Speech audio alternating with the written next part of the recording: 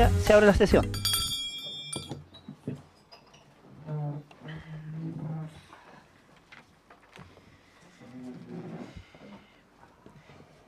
El acta de la sesión número 77 se da por aprobada por no haber sido objeto de observaciones, y el acta de la sesión número 78 queda a disposición de las señoras y señores diputados. Señor secretario, dará lectura a la cuenta. Presidente, se han recibido un oficio de la Contraloría General de la República mediante la cual informa sobre fiscalizaciones adoptadas en relación a la ley 18.392, más conocido como ley Lavarino, y al respecto informa que la Contraloría Regional de Magallanes se encuentra realizando una auditoría a su cumplimiento y fiscalización, cuyos informes finales serán remitidos a esta comisión una vez ellos se encuentren concluidos. Asimismo, una nota del gabinete del señor Intendente de Magallanes y Antártica Chilena, por medio de la cual agradece la invitación para la sesión del día de hoy y excusa su inasistencia debido a que está participando de un encuentro de ciencia en Puerto Williams programado con mucha antelación. Terminada la cuenta, señor presidente. ¿Alguna observación con respecto a la cuenta?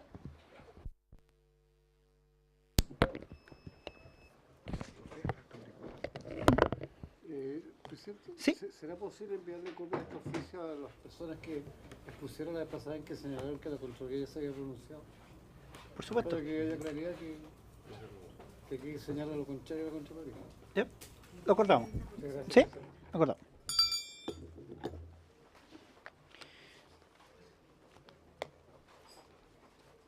Entonces,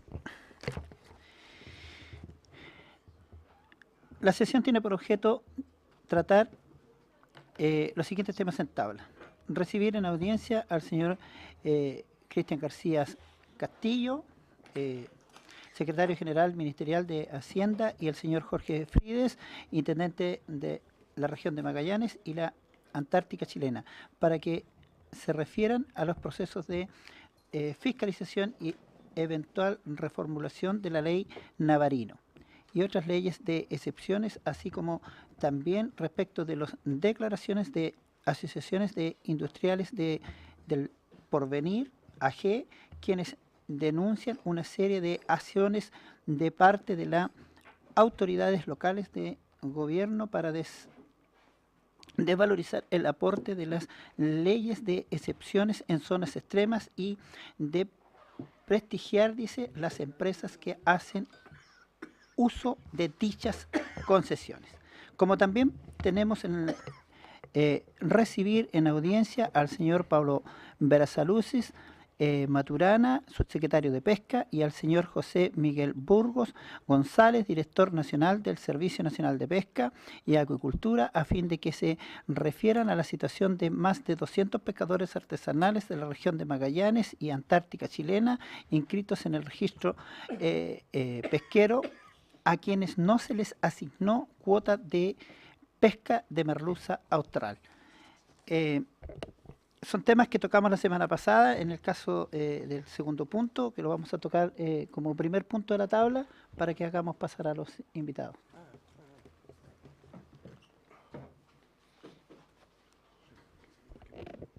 Sí.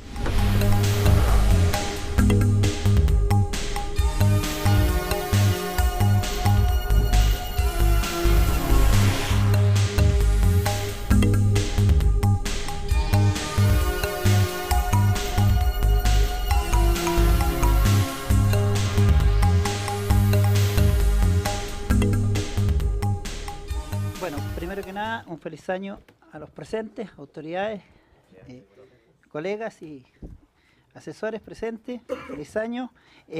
Bueno, tenemos temas de la semana pasada que estuvimos tocando, así por esa razón habíamos invitado la presencia del subsecretario de Pesca. Tenemos una situación que nos han manifestado pescadores de Magallanes la semana pasada, en donde nos manifestaban que hay más de 200 pescadores artesanales que cuando se hace la regularización del registro pesquero de la merluza austral, por distintas razones se han quedado fuera de ese registro. Nos manifestaban sentir esa injusticia y qué razones podría dar la subsecretaría al Servicio Nacional de Pesca con respecto de aquello que sucedió y además qué vía de solución podría encontrársele. Es lo que nos manifestaron la semana pasada, exposición que estuvieron aquí los pescadores presentes. Por supuesto que hoy día no podían venir, razón de hacer ese gasto de venir y volver a hacerlo, no estaban en circunstancias.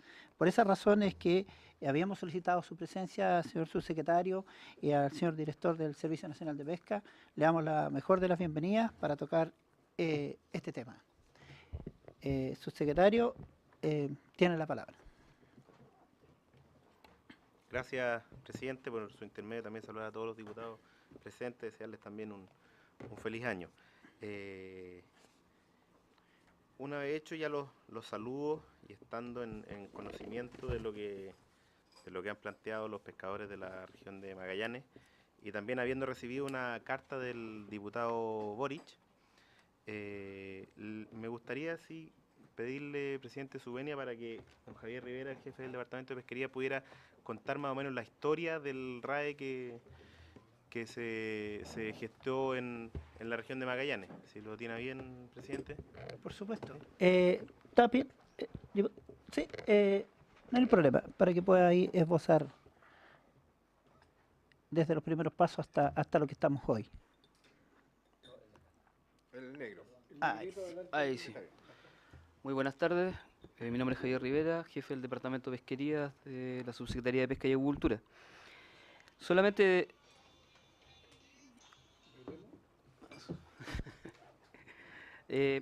más bien indicar sobre el tema del RAE en la región de Magallanes, que al igual que para el caso de Merluza del Sur, al igual que las regiones décima, decimoprimera y decimosegunda, tienen cierto este sistema de asignación de cuotas para esta pesquería.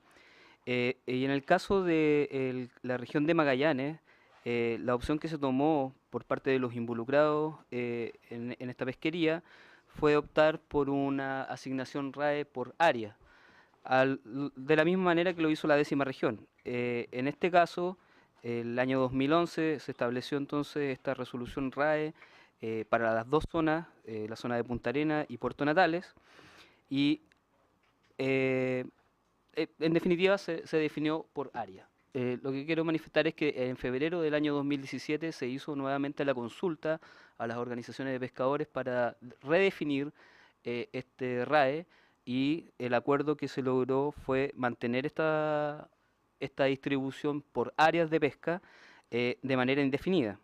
De esta manera, el aporte que hace cada embarcación a la área corresponde a una alicuota, ¿cierto?, que corresponde al porcentaje total que le corresponde a estas áreas.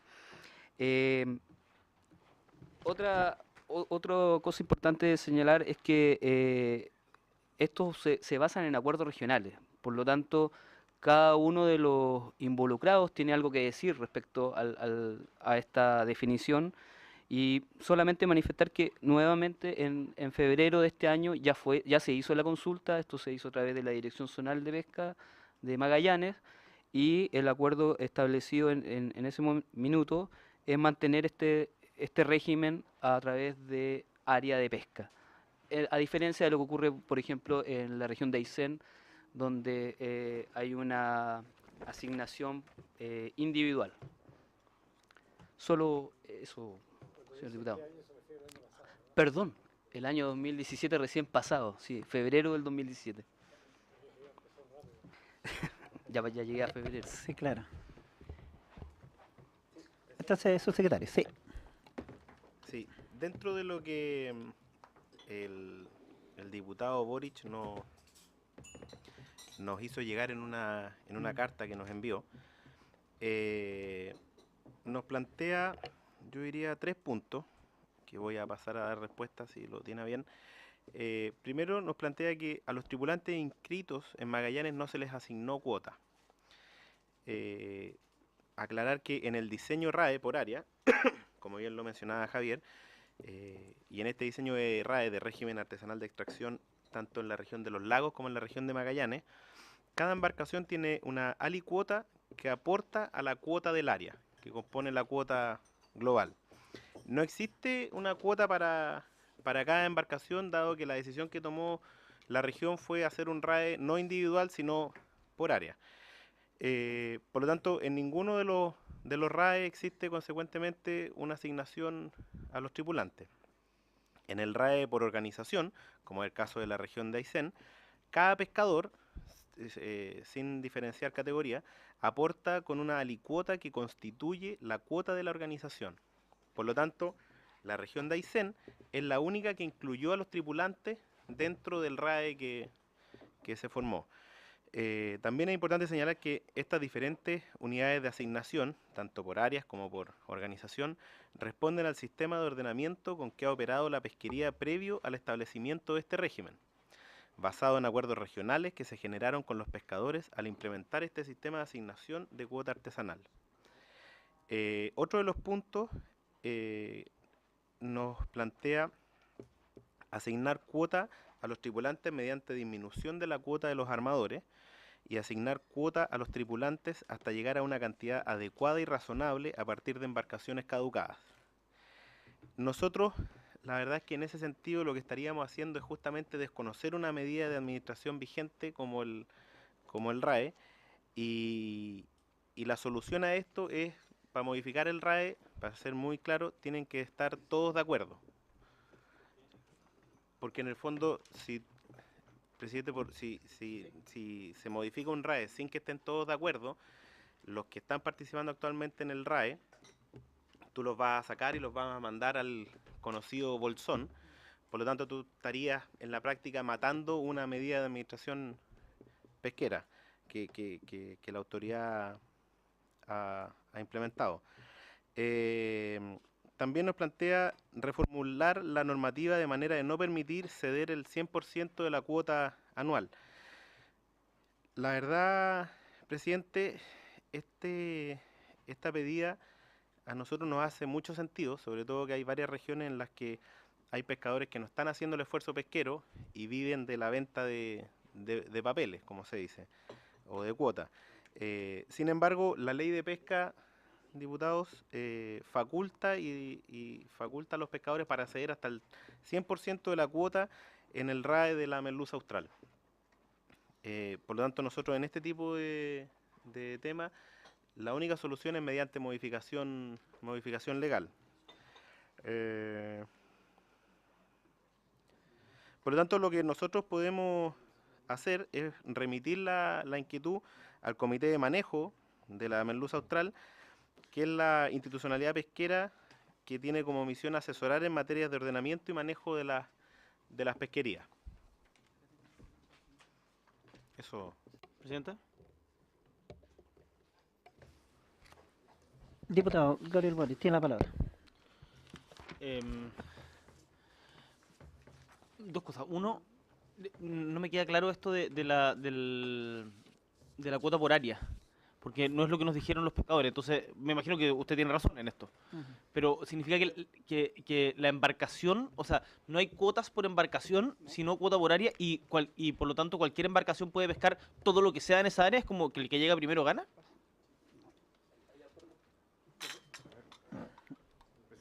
Eso para entenderlo bien. Sí. Diputado Morano. Sí, yo quiero Prenda señalar su. algo que tal vez por la experiencia de la Comisión de Pesca uno visualiza de una forma distinta. Pero los pescadores artesanales de Magallanes hicieron un tremendo esfuerzo y renunciaron a su derecho individual. Y dijeron, nosotros no queremos una cuota personal para vender, sino queremos una cuota de la organización, del conjunto. Y eso a mí me parece, como principio, muy valioso. No quiero criticar a los pescadores de la 11ª región, pero la verdad que cada uno de ellos hace el negocio que estima conveniente con su cuota. En Magallanes no ocurre eso, la cuota no es del pescador, es de los pescadores artesanales que están en la pesca artesanal del producto, que tienen el registro. Sí, del total, no de uno, del total. Es comunitaria la cuota, grupal, ¿ya? Lo que quiero señalar es una consulta porque yo leí la carta, que también me llegó una copia, da la sensación como que a alguien se le negó el derecho de optar a la cuota de la merluza. Yo quiero que se diga aquí tajantemente si se fue así o no, porque la carta de los pescadores dice que a ellos se les negó. Y quiero saber si es verdad, si tenían cuota y se les quitó.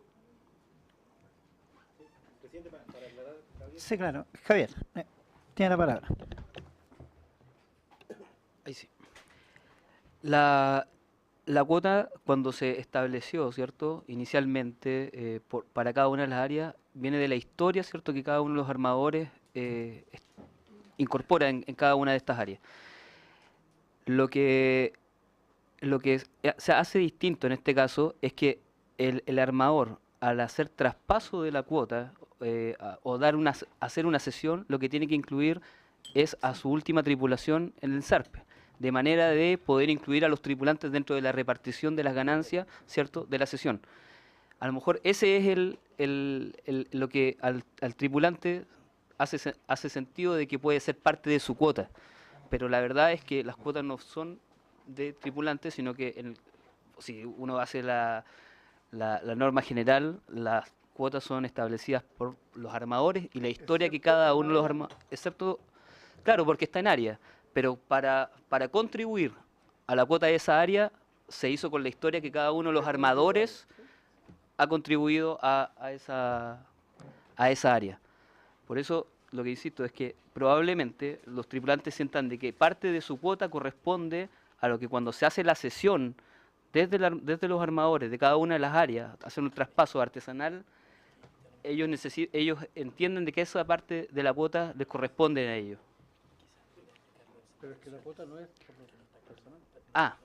Voy a explicar Sí, claro. a sugerencia del director las sesiones. Como la ley estableció que tanto en Magallanes como en la 11ª, si es que no me estoy equivocando, se puede hacer el 100% del traspaso de la cuota, lo que está haciendo en este caso el armador o los armadores de un área al ceder cuota a otra organización artesanal o a una industrial, para poder cancelar, ¿cierto?, lo que está ganando, le hace ese traspaso a la última tripulación que tiene en el desembarque.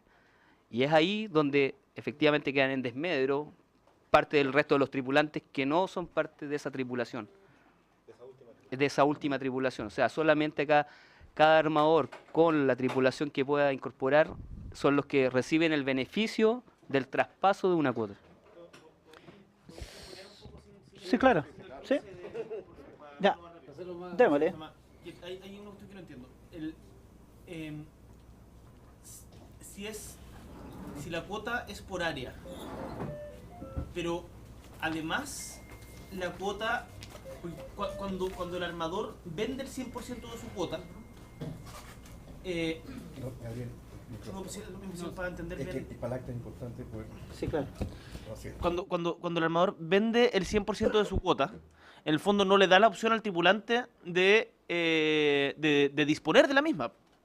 Entonces, el que es dueño de la cuota, en la práctica, el que tiene la como disposición en términos jurídicos de la misma, es solamente el armador. Y la última tripulación que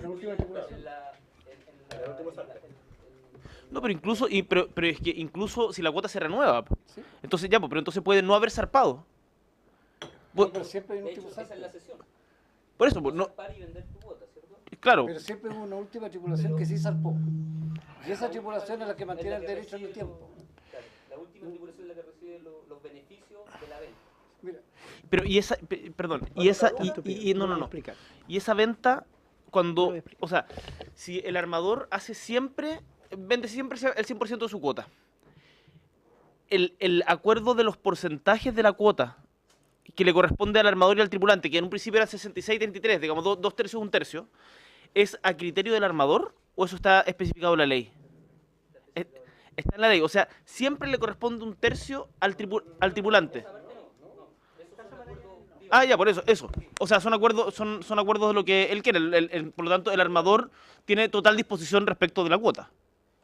En la práctica. Pero puede no hacerlo. Si es que sale a pescar, Prenda su micrófono, por favor. Perdón. Ahí. si el armador sale a pescar, tiene que distribuir aparte, ¿cierto?, los beneficios de su pesca. Si hace la cesión a otro artesanal o a otro industrial o a un industrial, tiene que dividir las partes con la última tripulación que tiene en el Servicio Nacional de Pesca. y la ley determina qué le puede descontar y qué no como costo. Si no sale a pescar, no va a poder descontar el combustible, nada. A ver, mire, para que entremos en el contexto, Gabriel casi la tenía ahí bien agarrada. Mira, lo que sucede es lo que hablamos la semana pasada. Cuando se trató este tema, pues yo estaba en ese minuto, cuando se trató este tema, nosotros dijimos que queríamos aquí en esta misma sala. Vinimos a la Comisión de Pesca, estuvimos en reuniones en las regiones. Nosotros dijimos que queríamos repartición equitativa. Bueno, no se pudo por distintas razones. Nosotros los pescadores de aquel tiempo, de Aysén, queríamos, claro. Porque los pescadores de Magallanes querían otra cosa. Y sí, claro. Cuando digo nosotros, digo Aysén. La décima quería otra cosa, Magallanes quería otra cosa, y entonces la subpesca se allana y dice, ¿sabes qué? Aquí no hay un solo ejercicio único para todos ustedes. Macrozona sur austral, paralelo 41-28 al sur.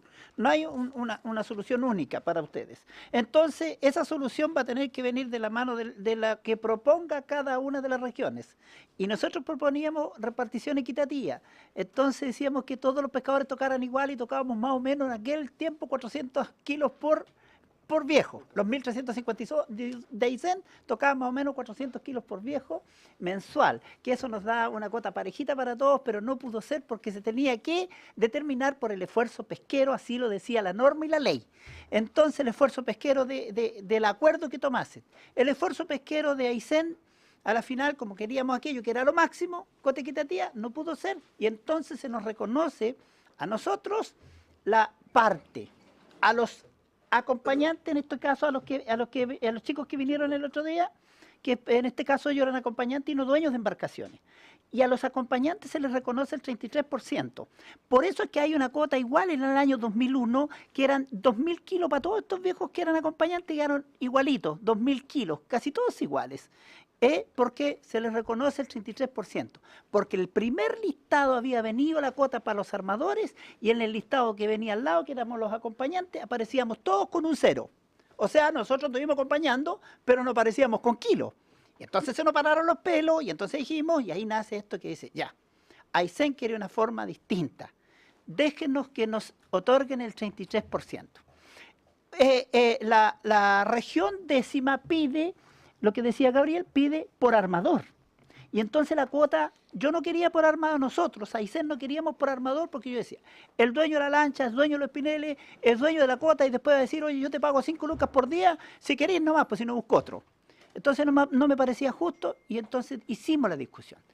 Quedó en la décima por armador. La cuota es del hombre de la lancha.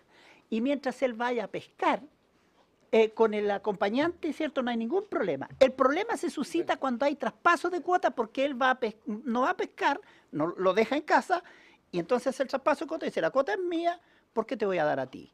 A diferencia de lo que significa Aysén, dice, si tú vas a pescar o haces el traspaso de cuota, mi 33% es mío, está a mi número, a mi RUP, nadie lo puede topar y si alguien lo topa yo puedo demandarlo.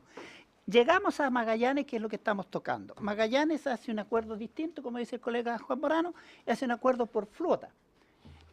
Yo, hasta la reunión pasada, yo juraba que Magallanes también tenía cuota por armador. Pero como es por flota, van todos, como dicen los viejos en la pesca, a la comucha, al montón. ¿Ah? Y van a pescar todos juntos, y dice, ya sale el día 7 de febrero, salimos a pescar, pescamos hasta que se acaba la cuota. Entonces ellos quedaron con la cuota organizacional, que es con lo que partimos como ejercicio y que ellos determinaron quedarse así. Hasta ahí estamos. ¿Cómo? Ahora, la pregunta es, que es lo que nos decían los dirigentes la semana pasada, que es lo que explicaba Gabriel, es lo que le traía a ustedes su secretario, ¿cómo resolvemos ese tema en circunstancias de hoy con respecto de la normativa y las leyes? Sí, claro. A ver. Al final, hasta donde, corríjanme por favor si me equivoco, porque como he visto al diputado Morano como negar ciertas cosas que ustedes dicen, entonces, para que esto de ignorancia mía, el diputado Morano sabe mucho más que yo de pesca. Al final, la cuota, ¿la puede disponer o no el armador? El total de la cuota. Sí, la puede disponer ya. Toma. ¿Estamos de acuerdo en que eso es injusto? Ya, perdón.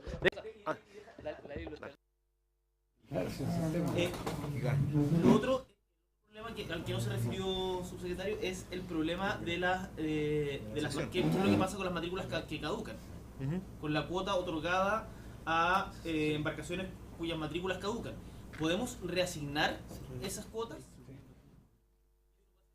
La ley establece la lista de espera que... Ya, pues, pero entonces, por ejemplo, una solución inmediata podría ser de que las matrículas que hayan caducado las reasignemos a los tripulantes. No, la lista de espera de armadores. Sí. ¿Y no se puede asignar directamente a tripulantes? Eso ahí termino La con cuota es para la embarcación. Varios temas, diputado. Permiso, perdón. Sí, adelante, subsecretario. No, pero estamos en el... Préndalo nomás. Modalidad más libre. Ping-pong. Préndalo de todas maneras. Ping-ponea nomás. No le funciona el botoncito negro. No le funciona el negro. Ahí sí. Estoy con problemas yo hace tiempo. Ahí. Bueno, de partida calificar el acto de injusto, diputado, nosotros pusimos la facultad ahí y la región tomó una decisión. Una opinión política, yo pienso que este mecanismo debiera ser un poco más flexible de lo que en la realidad es. Debiera, por ejemplo, hacerse cargo de lo que usted plantea, debiera contar con unas condiciones de caducidad a los armadores que no respetan las leyes laborales de sus tripulantes, por ejemplo. Pero es una opinión muy personal y también medioambientales, de sustentabilidad, etcétera. Sin embargo, hoy día las caducidades se dan cuando una embarcación o un armador no registra actividad en 3 años. Y registrar actividad es acercarse al Servicio Nacional de Pesca y decirle, señor Servicio Nacional de Pesca, yo salí a pescar y no pesqué nada. O cedí mi cuota. Eso ya se califica como actividad para no ser caducado. Y cuando esto no sucede, cuando hay armadores que no hacen este ejercicio y son caducados, la cuota que él tenía asignada va al RAE. Y ahí se hace una distribución según los porcentajes. O sea, se va al régimen de artesanal de extracción. A una cuota. Y se suma a esta otra cuota más grande y según los porcentajes de participación de cada armador, el excedente se reparte de manera proporcional. No me atrevería a usar esa palabra. Diputado Juan Brano. Yo invitaría a un par de sesiones a la Comisión de Pesca. A Gabriel, perdón el tuteo, pero ¿sabes por qué? Porque esto es lo que hemos estado discutiendo casi 3, 4 años. Lo injusto de la ley de pesca. Y que la ley de pesca debe ser modificada. El debate público se centra en que hay 7 familias dueñas del mar, ¿cierto? Pero escuchen, lo que pasa es que no son 7 familias.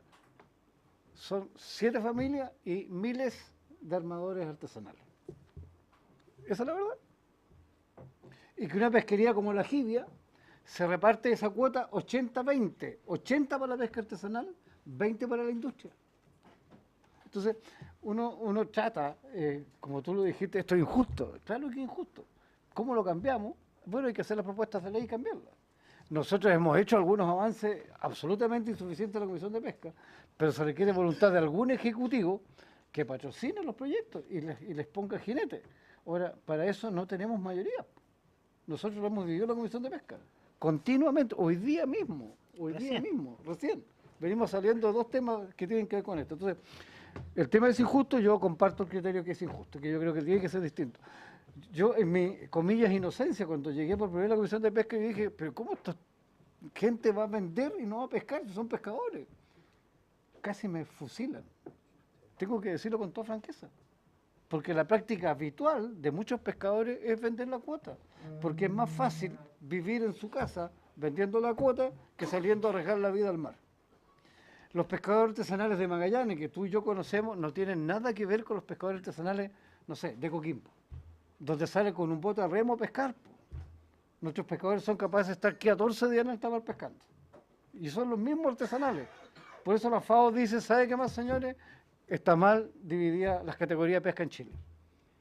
Uno son los industriales perfectos, pero los artesanales no pueden mezclar boteros de orilla con recolectores de algas. ¿Lancha con media? armadores nuestros que 14 kilos, de 14 metros que van a pescar centolla y están 20 días, un mes sin volver a puerto. Y son todos artesanales. Y lanchas mayores. Todos artesanales. Entonces, yo creo que el tema es mucho mayor.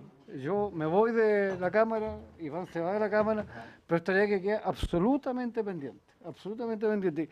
Mira, la primera propuesta legal que yo hice acá y que me ayudó Cristian García, tuvo que ver con agregar 2 cláusulas a las leyes de excepción de Magallanes.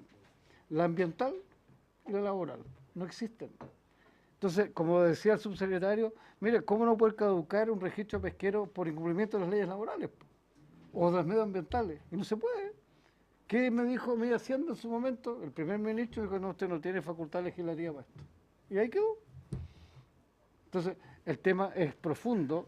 Yo creo que estos 2 pescadores que se acercaron a ti en esa fecha eran tripulantes y no tuvieron ninguna embarcación para embarcarse.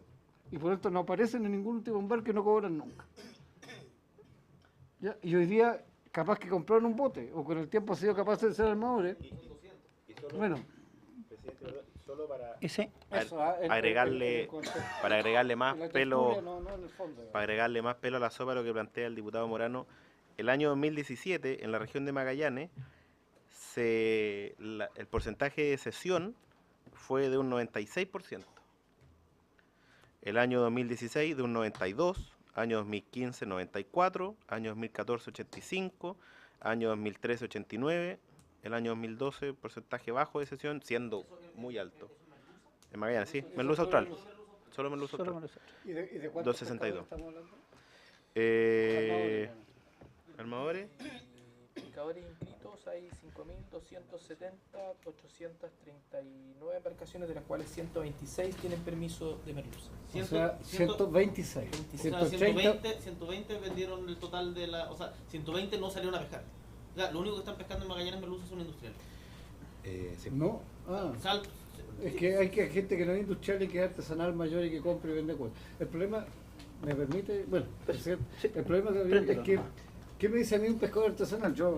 Todos saben que trabajo mucho con él. Me dice, Juan, yo tengo 10 toneladas. ¿A quién le vendo 10 toneladas? Entonces, ¿qué hacen? Venden el conjunto y venden 10.000 toneladas. Ahí hay un comprador.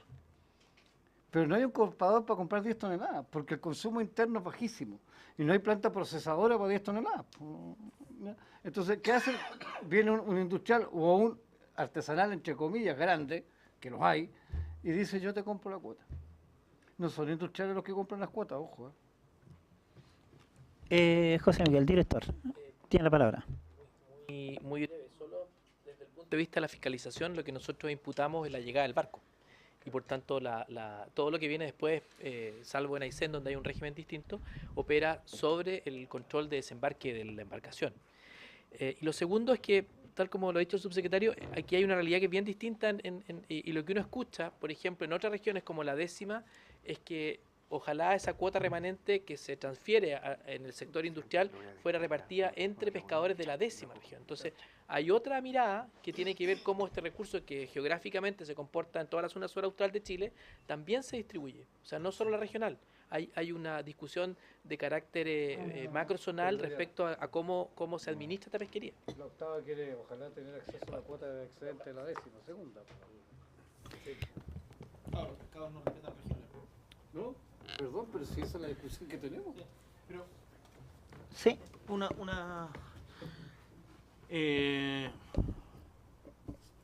básicamente lo que me están diciendo es que no se puede hacer nada de las cosas que... Se puede hacer algo si todos los armadores están de acuerdo en modificar el RAE. ningún motivo van a estar de acuerdo si son los que ganan el... Claro, O sea, es una... O sea, ya más allá del adjetivo, yo sé que ustedes no pueden ocupar adjetivo, pero hay un control de los armadores y los tripulantes están a merced de... Los tripulantes están a merced de los armadores. Y eso, para que haya una modificación, tiene que ser modificación legal. Para el tema de la sesión. Para el tema de la cesión y para el tema, no solo para el tema de la cesión, sino además para la administración de las cuotas. O sea, Que ojo, el RAE, perdón. démosle así nomás, por favor. sí, por supuesto, préndelo nomás. Sí. Lo importante es que lo prenda. Sí. El tema del RAE es un tema que no requiere modificación legal. Lo que sí requiere, como le planteaba recién, es que el acuerdo de todos. Y eso es, hablando en buen chileno, eso es imposible. Lo que sí, para modificar... ¿Pero quién tiene la facultad? O sea, porque el acuerdo es una opción política. Está la ley que debe ser un acuerdo de las partes. Está arreglado. Pero ¿quiénes son las partes? Los pescadores. Que Pero tienen los pescadores artesanales. los 1.100, los armadores. 296 que pescan merluza. O sea, que tienen Los un registro 126 que merluza. pescan merluza. Sí. ¿Cómo Y- se y el fue tema- de el tema- la castaña de la mano del gato? El tema de la sesión, Sí, eso es lo malo de para, la ley de pesca. para modificar la sesión, que se pueda traspasar el 100%, eso sí es por ley. El RAE es una medida de administración. Y respecto a las matrículas caducadas, cuando caduca una matrícula, esa matrícula pasa a una lista de espera de armadores. Ahí el servicio El cupo, el Son- espacio. hay que distinguir dos cosas. Uno, lo que tiene que ver con la cuota, como lo explicó, se redistribuye. Sí. Otra cosa es que son, en la medida que se van caducando, la subsecretaría tiene la facultad de abrir nuevamente esos registros para que las embarcaciones puedan postular y en una lista de espera copen los espacios que queden disponibles. Pero sigue siendo el mismo régimen, armadores. Y nosotros podemos hacer el...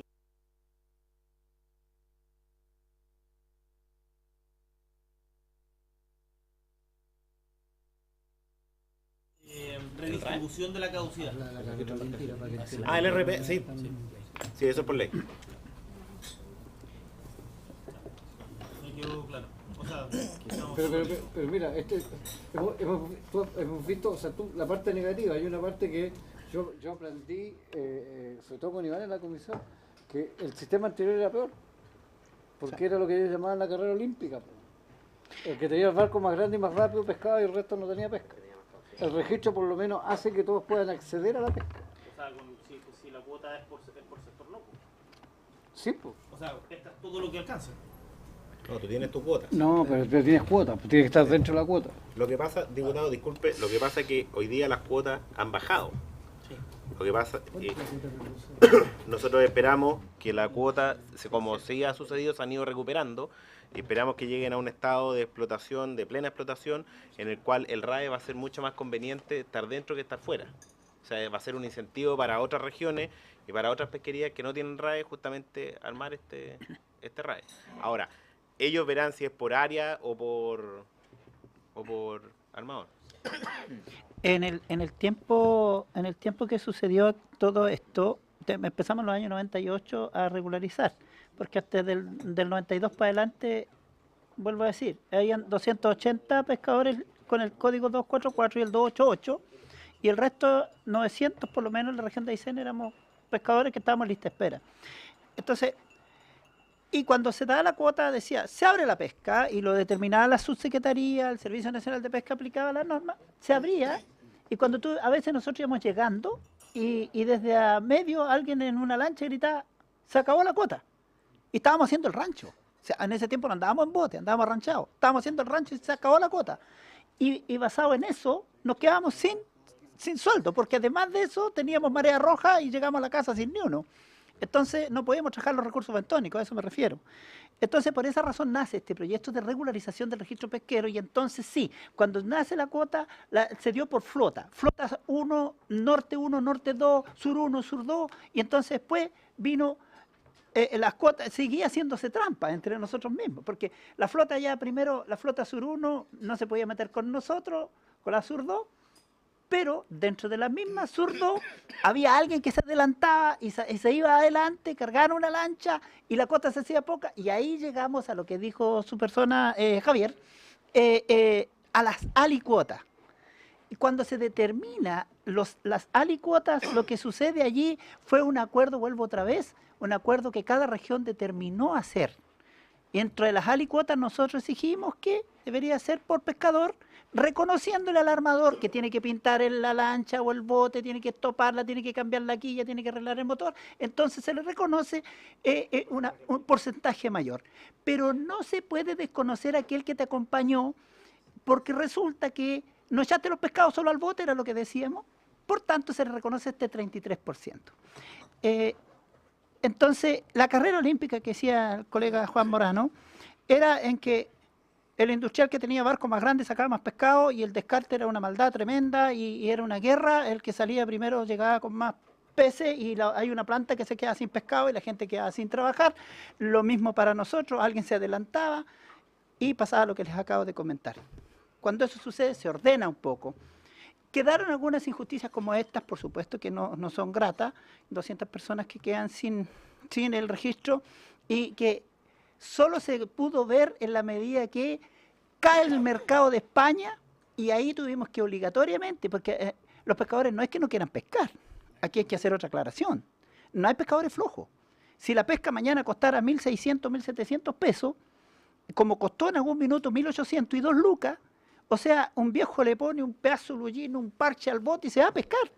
Ni llorando lo tenía en la casa. Lo que pasa es que la benzina de pronto costó 1.400 pesos.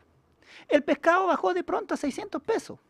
Y entonces, las empresas que nos llevaban a nosotros a pescar, que eran las empresas medias, las que hablaba Morano, que no son industriales, son empresas medias, las que nos compraban y nos llevaban a remolque y nos traían a remolque, dejaron de comprar. ¿Qué hacemos ahora? Y ahí aparece esto de la posibilidad de hacer traspaso de cuota entre pescadores con pescadores. Entonces hicimos el primer traspaso de cuota entre la 11ª y la 10ª región. Pero se cae el mercado cada vez estrepitoso, como las grandes protestas que tenía España con esto, y los ocupa y todo esto que ustedes vieron en televisión, dejaron de comprar. Por tanto, los de la 10ª, que habían dicho que sí, nos dijeron, ¿saben qué más? Estamos apenas vendiendo el nuestro, y entonces, ¿cómo vamos a comprar el de ustedes? Y ahí viene esta otra posibilidad, y entonces, cuando el pescador armador, que es dueño del bote y de los pescados, vende al traspaso cuota, y no le reconoce a su colega, ya hay una cosa que queda más que nada a conciencia, porque legalmente es del armador. Entonces ahí establecemos esa diferencia. Una diferencia positiva, como dice el colega Morano, que quedó por grupo en Magallanes, una diferencia positiva que quedó por pescador en Aysén. Y en la 10ª, ellos hasta aquí han obrado bien, supongo, porque no nos ha llegado queja. Y tiene por área, ¿sí? Subsecretario. Es que, gracias, presidente. Me queda la sensación de que el diputado Boric quedó con una imagen un tanto satanizada del RAE. Entonces, para aclararle que el RAE hay que destacar que es un acuerdo entre los mismos actores de la pesquería. De hecho, en los RAE, por ejemplo, hay varios RAE en la 8ª región, en la que a nosotros nos permite, por ejemplo, si hay acuerdo de los miembros del RAE, permitir que la flota artesanal más pequeña parta antes la pesca que la industrial. Entonces, este tipo de cosas el RAE nos las facilita que se sienten a la mesa, que conversen y que vayan tomando posturas y que vayan trabajando la pesquería y administrándola entre ellos mismos. Claro, lo que pasa es que en Magallanes, como en la región de los lagos, se tomó una decisión que dejó a algunos trasquilados, pero aquí lo que nosotros queremos destacar es que el RAE es una medida de administración en la cual la pesca artesanal tiene un componente y una participación muy, muy importante.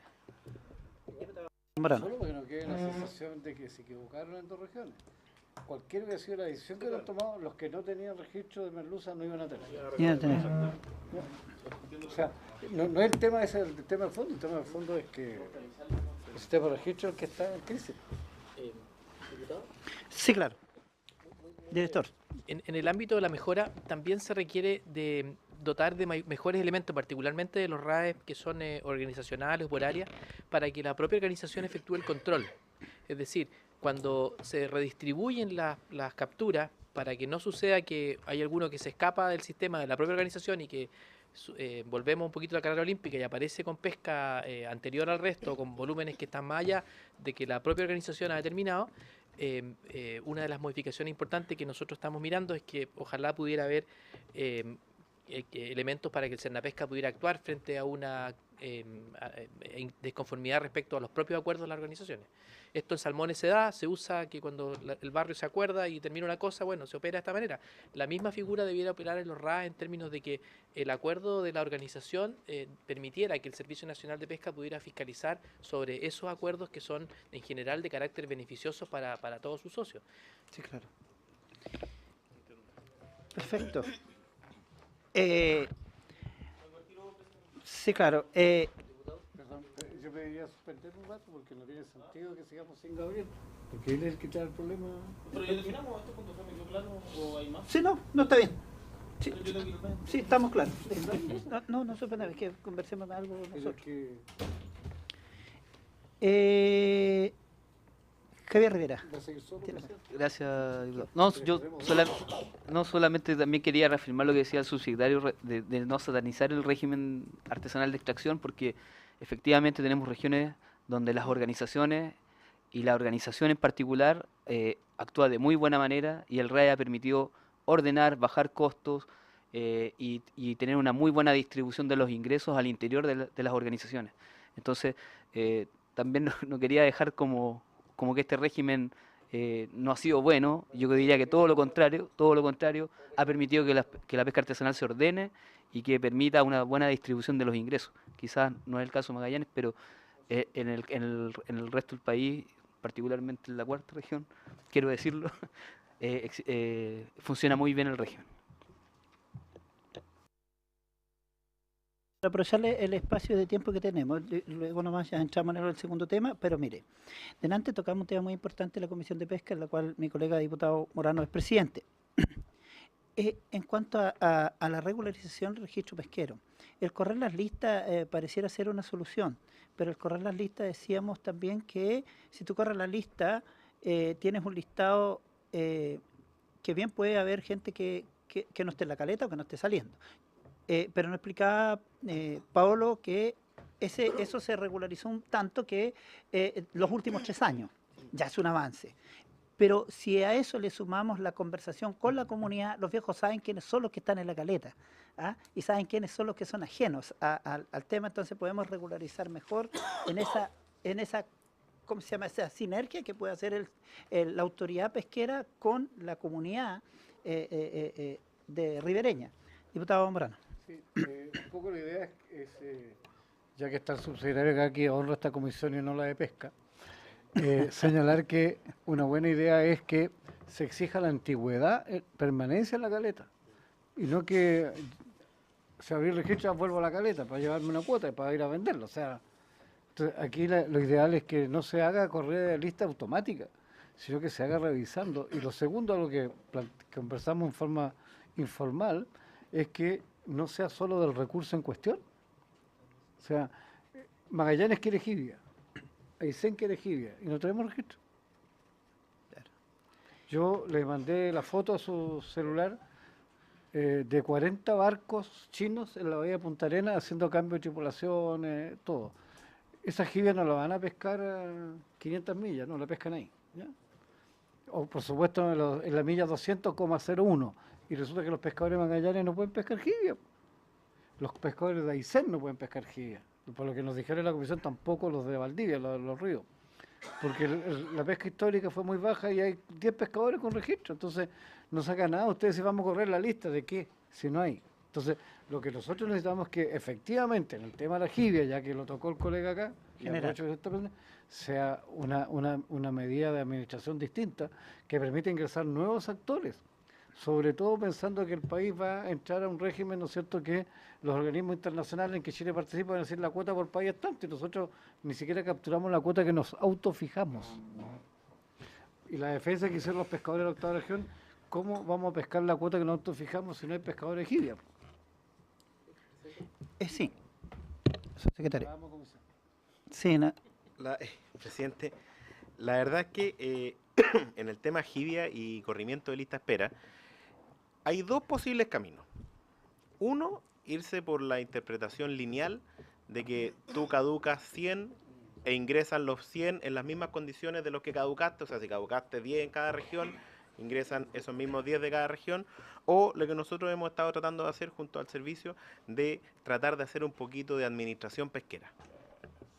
Y en ese sentido, para serle muy transparente, presidente, nosotros estamos estresando el sistema, estamos, como se dice vulgarmente, estamos cabeceándonos para ver cuál es la mejor medida de administración para este recurso, que como bien plantea el diputado Morano por su intermedio, presidente, es un recurso que en un corto plazo más, unos 5 años más, seguramente va a entrar al régimen de extracción y de administración de la ORP del Pacífico Sur.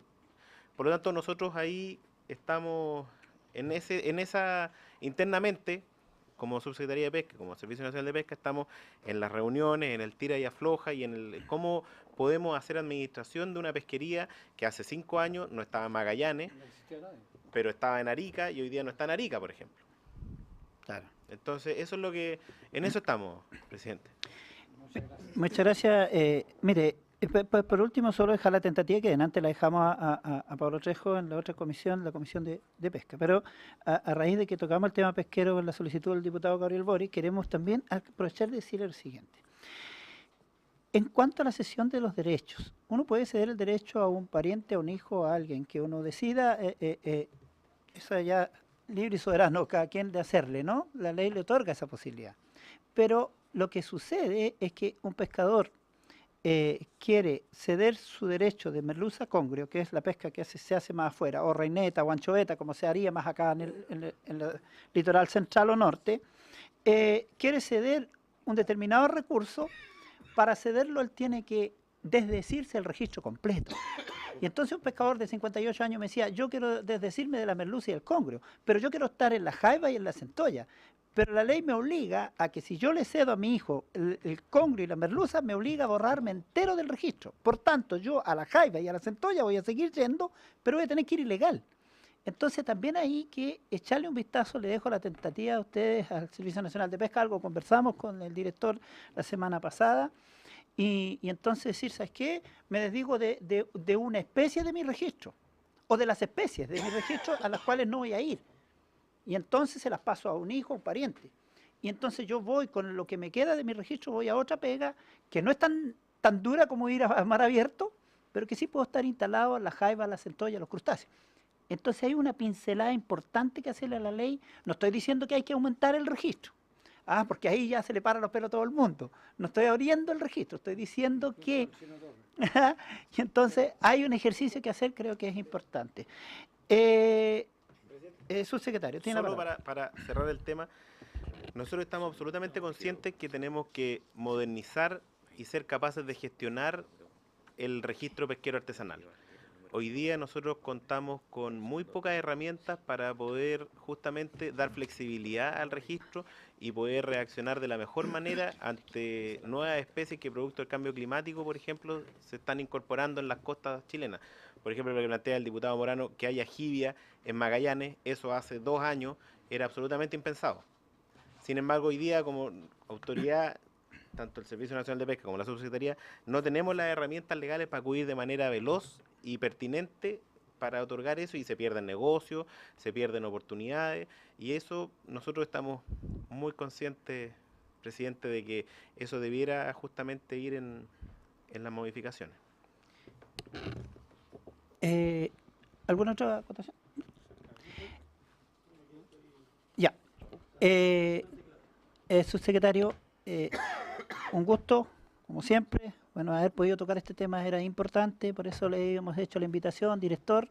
Les agradecemos al equipo acá de haberse acercado hasta esta comisión. Tenemos cosas importantes que seguir haciendo. Chile necesita el ámbito pesquero aclarar el agua, y que nos echemos a andar mejor. ¿Sabe qué? Que estas leyes que sacamos a la Comisión de Pesca, como la ley de alga, como la ley de caleta, hay muchos pescadores que llegaron unos ahí, todavía no están enterados, y es muy importante que se enteren porque son beneficios que el Estado los tiene, los hemos hecho la ley junto con ustedes, y en ese escenario es importante que lo sepan, porque no tanto porque lo hicimos nosotros, sino por la utilidad que le puedan dar. Así que muchas gracias por Pedimos sí. que fueran a salvar al senador Alboe y a pedirle, de verdad, no, si estoy hablando en serio, de que por favor salga la ley que está pendiente. Además, las que están faltando están ahí en el Senado, un tanto en pana, así que Mañana se vota mitílido en la sala. ya. En la La pesca, pesca está a la espera ahí de ingresar a del la Comisión de senador Alboe Constitución. que avance. Bien. Muchas gracias por su presencia.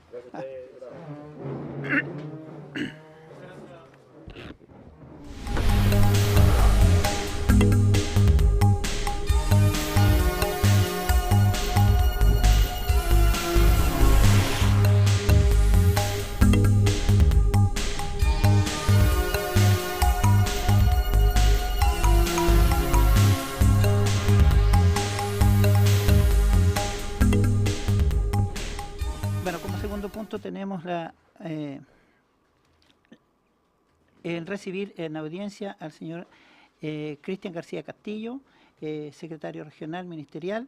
Bueno, lo habíamos conversado también, la necesidad de poder conversar con ustedes con respecto de las leyes de excepciones que tienen que ver con Magallanes. Así que grato de recibirle otra vez. Estuvimos por aquí por los temas de la zona franca de la región de Aysén. Le avanzamos bastante. Ahí hay una pana que no tiene que ver con ustedes, pero sí tenemos el terreno, yo quiero decírtelo, la gestión de ustedes personal allí con el ministro de su momento, Víctor Osorio, dio como resultante el hecho de que tenemos el terreno comprado en la región de Aysén, el hecho de que tenemos allí la posibilidad de armar nuestra propia zona franca. Estamos un tanto en pan ahí en el ministerio, pero ya está todo andando. La ley estaba determinada, el terreno está comprado, faltan esos pasos y queremos reconocerte la gestión que has hecho para con nosotros en la región de Aysén, no solo a tu persona, sino que a todas las autoridades que estuvieron en ese momento. Bienvenido y tienes la palabra. Muchas gracias, señor presidente. Además, agradecido por destacar un poco la gestión en una región hermana, ¿cierto? Tratando de traspasar un poco la experiencia de lo que conocíamos de Zona Franca. Sí, claro. Y claro, ahí las bases de licitación, la verdad que están en revisión hoy día en el Ministerio de Hacienda, pero esperemos que prontamente salgan. Ya la intendenta Aysén confeccionó, junto con el equipo Carmó, donde yo estaba participando, ¿cierto?, un borrador, y falta la otra autoridad que está involucrada acá también, que es el Ministerio de Hacienda. Así que esperemos que en los próximos días ya eso esté resuelto. Ojalá que sí. Sí, claro. A partir, bueno, estamos los tres nomás, acá somos todos conocidos. Yo tengo en general un aprecio por la gestión que ha hecho Cristian. Hemos tenido diferencias en algunas cosas, pero creo que se la ha jugado, o sea, me consta que se la ha jugado. Por lo tanto, la idea de esto más que, no es en absoluto enjuiciarlo a él, sino era justamente por la relevancia de la investigación que él ha liderado, poder conocer cuál es el detalle de esto. Ahora, dicho esto, quiero aprovechar de partir con una pregunta en la cabeza. Uno de los compromisos del gobierno era lo que se dio a llamar en su momento estatuto de zonas extremas, una modificación de las leyes de zona extrema para darle coherencia y actualización. Y yo entiendo que eso ya no fue nomás. O sea, que si por favor se refiere a eso, porque hubo un trabajo de estudio, hubo varias propuestas que se presentaron, pero estamos contra las cuerdas ya para esto. Y lo pregunto con preocupación, porque ya vimos cómo fue el gobierno de Piñera con las zonas extremas. Entonces, Magallanes no es una prioridad. Entonces, lo que no se haga ahora difícilmente se va a hacer después. Entonces quería saber en qué quedó eso, que aprovechando que estamos con el tema de Ley Navarino, que nos cuente un poco de esta situación. Sí, bueno, la verdad que... El micrófono, estimado Cristian. ¿Ahí sí? Sí, perdón, gracias. En otra oportunidad yo he conversado también justamente con esta misma comisión algunos detallitos referente a la revisión que se hizo en Magallanes de la ley de excepción, pero también entendiendo que la región trabajó en una propuesta de perfeccionamiento de esas leyes, ¿ah? Y esa propuesta y ese trabajo en realidad estaba liderado por el intendente. Esta no era una propuesta ni una idea del Ministerio de Hacienda, sino que era más bien un trabajo desarrollado desde la intendencia a propósito del plan de zona extrema, y que en el camino también colisionó un poco con la visión de otros actores regionales. Nosotros tuvimos varias reuniones de participación, primero con un montón de gremios y luego finalmente también con trabajadores, con universidades, etcétera. Y se llegó finalmente a un documento que fue entregado a la Subsecretaría de Hacienda por el intendente Flies. Esto debe haber sido por allá por abril o mayo del 2017. ¿Ah? El intendente, cuando asume la nueva subsecretaria, le hizo presente de que había este documento presentado, pero la verdad que, para ser también realista, hay un punto a entender de que esa propuesta que entregó la región es un insumo para trabajar en una idea de perfeccionamiento de la ley de excepción, porque evidentemente que también se necesitan mayores estudios económicos, y por otro lado también se requiere técnica legislativa, porque lo que hace la propuesta que hizo la región, que finalmente fue un montón de propuestas que se fueron consolidando, ¿cierto?, consensuando, tampoco es un documento acabado de cómo debiese ser un proyecto de ley. Entonces todavía falta mucho. Lo que entregó la región es un insumo más de muchos otros insumos que se tienen que ir agregando. Y también hay que entender una armonía de lo que se quiere hacer, porque esto va a ser solo para Magallanes o para otras regiones, porque, por ejemplo, en el caso de Aysén, yo también me tuve que juntar con varios grupos empresariales que también querían ver cómo esto le alcanzaba a ellos, pero hay que entender también que las regiones tienen caminos distintos, porque Magallanes ha recorrido mucho tiempo la ley de excepción, tiene zona franca hace 40 años, Aysén recién la va a tener. Entonces, no es lo mismo. Ahora, yo insisto con que el trabajo nosotros ya se entregó una propuesta, el intendente Fli entregó una propuesta, pero eso es un insumo más de muchas otras cosas que el Ejecutivo tiene que tomar en cuenta y que además por el espacio legislativo que está quedando no es el momento como para poder hacer algún cambio. Y por otro lado, eso no tiene nada que ver además con las acusaciones que vino a hacer aquí una asociación gremial, ¿cierto?, respecto de un tema puntual que tiene que ver con la ley Navarino, ¿cierto? Y además, yo también aprovecho a explicarlo, dentro de la ley de excepción teníamos la zona franca y yo también vine aquí a exponer en varias ocasiones cómo se resolvió el tema de la zona franca, donde también teníamos un contrato de concesión, ¿cierto?, donde también la autoridad ahí era el intendente, no el Ministerio de Hacienda, y ocurre que acá en la ley Navarino también la autoridad es el intendente es quien fiscaliza y quien controla esta ley y quien entrega los beneficios. Entonces, yo quisiera avanzar, presidente, si me permite, en la exposición. Diputado Boris, no sé si... Sí, gracias. Perdón. Sí. Antes de que comparto lo que sea, pero ¿podemos tener copia del informe que se envió a la Secretaría de Hacienda? Sí, del ordinario, sí. Para no pedirlo formalmente. Sí, yo le hago llegar al... Mejor. Ahora, esta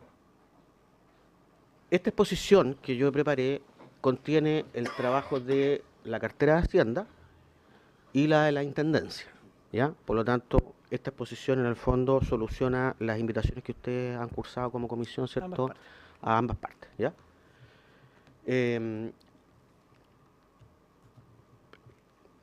La ley Navarino es una ley que es del año 85 y tiene un sistema de franquicias para las empresas. Ahora, ¿en qué consiste ese sistema de franquicia? Yo me permito ahí hacer una gráfica para que se explique un poquito mejor.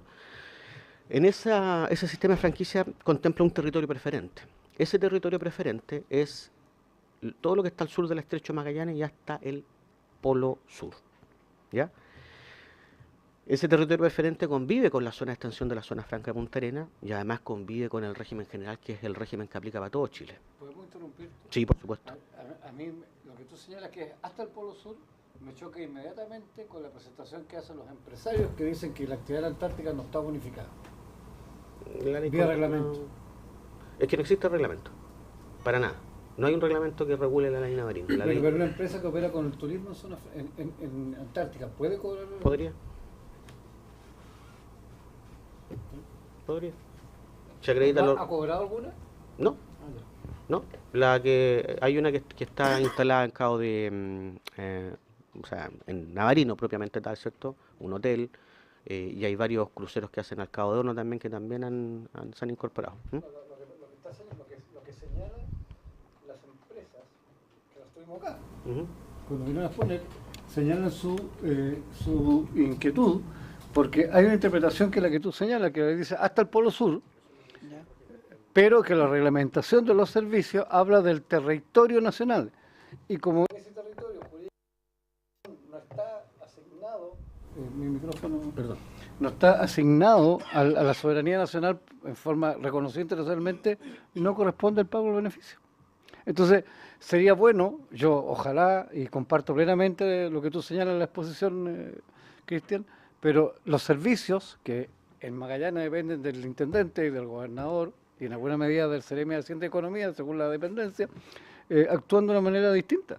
No hoy día, históricamente han actuado y tienen un basamento jurídico que es, ¿sabe qué más? No es parte del territorio nacional. Entonces, sería bueno que eso se aclare, que la Comisión de Zona Extrema no quede constancia que es para todos, porque en la práctica dice que no, nadie ha podido cobrar. Si me permite,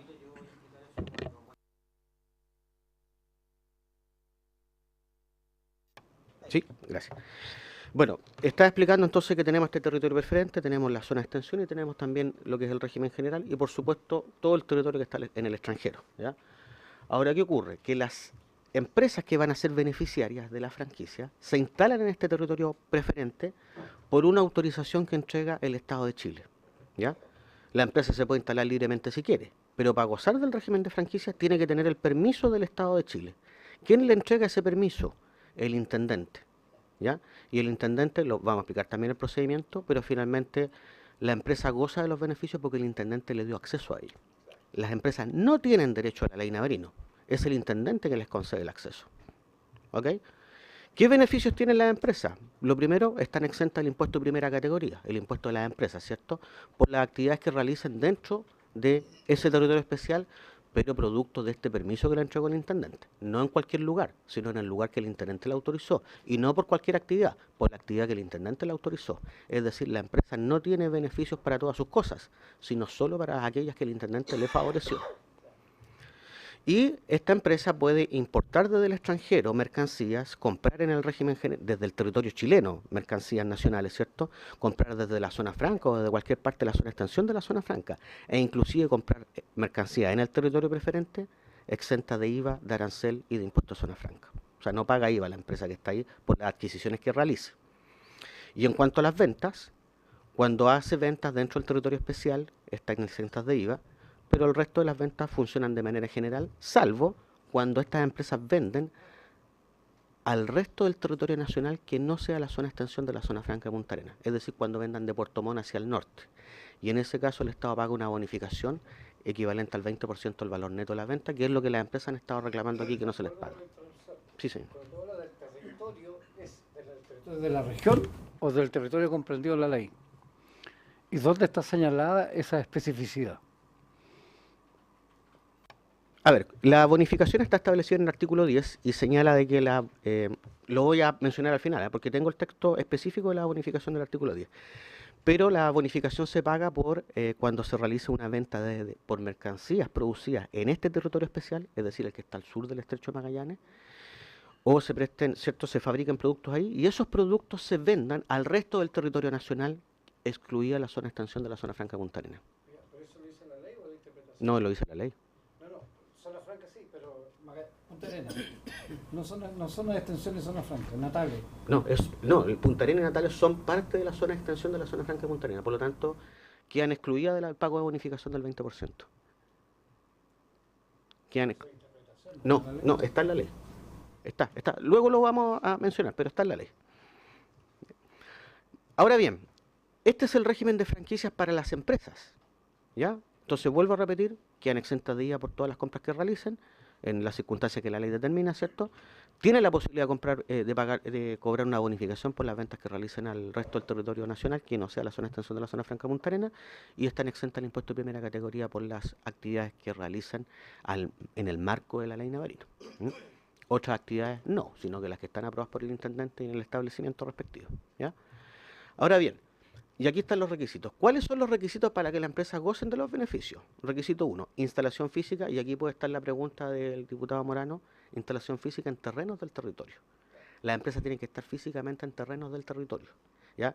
Y por ello, claro, pueden realizar operaciones hasta el Polo Sur, pero la fábrica tiene que estar dentro del territorio nacional, sí. Y en el territorio, en el fondo... claro, que contempla la ley, pero no en el agua, por ejemplo, ¿ya? Lo segundo que contempla la ley es un desarrollo exclusivo de algunas actividades. Exacto, quedaron efectivamente en la comisión, quedaron efectivamente fuera los barcos factorías. Los barcos factorías no pueden acogerse a este beneficio. Son las plantas pesqueras que están en tierra y la inversión hecha en tierra, sí, pero no la que está en alta mar. Ahora, también está como segundo requisito el desarrollo exclusivo, y así lo dice la ley, desarrollo exclusivo de las siguientes actividades. Las 5 actividades que están ahí, ¿ya? Y la ley se encargó de definir solamente qué se entiende por actividad industrial, ¿ah? Pero la ley menciona que también se puede acoger la minera, la extracción de los productos del mar, el transporte y el turismo, ¿ya? Y el tercer requisito, que generalmente ha sido un poco pasado por alto, que es que las empresas pueden gozar de estos beneficios en la medida que su establecimiento y su actividad asegura la racional utilización de los recursos naturales y la preservación de la naturaleza y del medio ambiente, ¿ya? Por lo tanto, son 3 requisitos bastante simples: instalación física, desarrollar exclusivamente alguna de estas actividades y el compromiso medioambiental. No, en esta no. En la ley austral, y a propósito de eso fue que estaba la modificación que nosotros habíamos propuesto. Sí, correcto. Sí.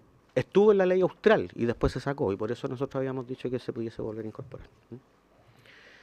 Ahora, la ley se encargó de definir qué es actividad industrial. Las otras 4 actividades no las definió, solamente definió qué cosa es la actividad industrial. Y una cosa que dijo es que la actividad industrial es aquella que ocurre en ese territorio preferente, donde el beneficiario está en el establecimiento autorizado, y en ese establecimiento autorizado el beneficiario agrega insumos de la zona del beneficio, y mano de obra de la zona del beneficio, lo que se conoce como factor de integración. Y este porcentaje debe ser equivalente al 25% de la mercancía que se fabrica, ¿ya? Y puede comprar de cualquier otro lado a los proveedores todo lo que quiera y vender a sus clientes todo lo que quiera. Pero con lo que tiene que cumplir es que tanto los insumos y la mano de obra representan el 25% de lo integrado a la mercancía que se produce. ¿Cómo, perdón? Esa es la única definición que dice la ley. Esto. La actividad industrial es la que transforma, conserva productos que acontecen en un lugar determinado, pero además que agrega el 25% en mano de obra, insumos de la zona, las mercancías que produce. Lo vamos a explicar al final, porque ahí está la gran disputa también, ¿ya? Y yo agradezco la pregunta porque en realidad hay varias formas de interpretar de interpretación, ¿cierto? Pero aquí hay elementos que han sido aportados para la interpretación, por lo tanto, esos son los que hay que tener en vista. Y yo luego voy a mencionar justamente un oficio que dictó el intendente y que ha sido el objeto de la polémica. Ahora bien, estas franquicias, como bien explicaron los industriales, se le entrega efectivamente a través de un contrato. Y el procedimiento para ello es el siguiente. Las empresas postulan a la intendencia, el intendente le pregunta al Seremi de Hacienda que hace un informe favorable. El informe favorable básicamente no dice si me gusta o no me gusta, no es así. Lo que el informe favorable contiene es una revisión si la empresa cumple con los 3 requisitos que señalé, si desarrolla exclusivamente las actividades que dice la ley, si está instalada dentro del territorio y si cumple con el tema medioambiental.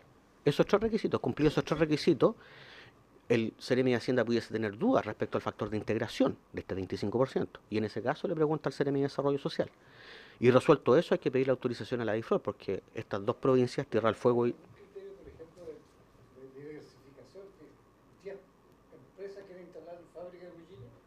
No, no, de hecho tampoco hay exigencias sobre montos de inversión ni nada de aquello. Bueno, la DIFROR entrega una autorización y finalmente el intendente emite una resolución. Ese acto administrativo es tomado a razón por la Contraloría y luego reducido a escritura pública firmada por el tesorero regional. De ahí en adelante, esto tiene el carácter de un contrato, donde, ojo, lo contratado no es la postulación que hizo la empresa, lo contratado es el régimen de invariabilidad tributaria, aduanera y de franquicias para la empresa. No obstante, inclusive pudiese derogarse la ley Navarino, las empresas van a gozar igual de los beneficios. Por lo tanto, si nosotros hiciésemos, por ejemplo, el famoso estatuto para Magallanes, o cualquier otro cambio legislativo, no le va a afectar a la empresa. Por lo tanto, las acusaciones y sus resquemores son absurdos e infundados. Claro. Por cuanto, cualquier cambio que yo quisiese hacer, si es que quisiese hacerlo, y si pudiese hacerlo, no les va a alterar en nada su contrato. Una consulta, con toda la autorización de DIFROR, ¿se refiere solo a la materia específica de DIFROR? Respecto a la integración de capital. No, la DIFROR no dice sí, instálese nomás en ese territorio, la autorizo, porque es territorio fronterizo, está considerado tierra. ¿Se refiere solo a eso? Claro, y de hecho la autorización de la DIFROR... opinar sobre otra materia? No. Opina solamente sobre sí o no. Su competencia específica. Y además opina cuando estamos hablando del territorio rural, no del casco urbano. Pero que esté cerca de la frontera. Por eso más que nada, porque sí está cerca del borde fronterizo. Los 50 kilómetros. Los 50 kilómetros, claro. Ahora, en cuanto a la caducidad, como son estos contratos también contemplan un motivo de caducidad. Y un motivo de caducidad de pleno derecho. ¿Qué significa eso? Que los beneficios se extinguen. Claro. ¿Ya? O sea, se extinguen desde que opera la hipótesis o la condición de la caducidad.